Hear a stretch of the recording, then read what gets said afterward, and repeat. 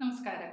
നമുക്കറിയാം ദഹനമൊന്നും കൃത്യമായി നടക്കാതെ വരുമ്പോഴാണ് അസിഡിറ്റി പ്രശ്നങ്ങളൊക്കെ ഉണ്ടാവുന്നത്. ഇങ്ങനെയുള്ളവർക്ക് നെഞ്ചിരിച്ചിൽ, പുളിച്ചു തേട്ടൽ, വയറ് വീർത്ത് വരിക, വയറുവേദന തുടങ്ങിയ അസ്വസ്ഥതകളൊക്കെ ഉണ്ടാവും.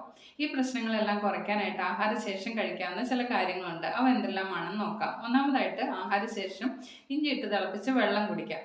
രണ്ടാമതായിട്ട് കുറച്ച് ജീരകം അല്ലെങ്കിൽ പെരുംജീരകം ഒക്കെ കഴിക്കുകയോ വീട്ടിൽ തിളപ്പിച്ച് വെള്ളം കുടിക്കുകയോ ഒക്കെ ചെയ്യാം. മൂന്നാമതായിട്ട് പുതിനയിലിട്ട് തിളപ്പിച്ച് വെള്ളം കുടിക്കുന്ന ദഹന പ്രശ്നങ്ങൾ കുറയ്ക്കും. അതുപോലെ ലെമൺ ടീയിൽ കുറച്ച് പുതിനയിലൊക്കെ ചേർത്ത് കുടിക്കുന്ന ദഹനത്തിനൊക്കെ സഹായിക്കുന്നു.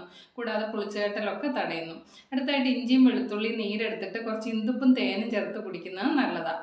അടുത്ത ആഹാരശേഷം അയമോദോ അല്ലെ ഓമം കഴിക്കുകയോ ഇതിട്ട് തിളപ്പിച്ച് വെള്ളം കുടിക്കുന്നു അസിഡിറ്റി കൊണ്ടുള്ള പ്രശ്നങ്ങളൊക്കെ തടയും.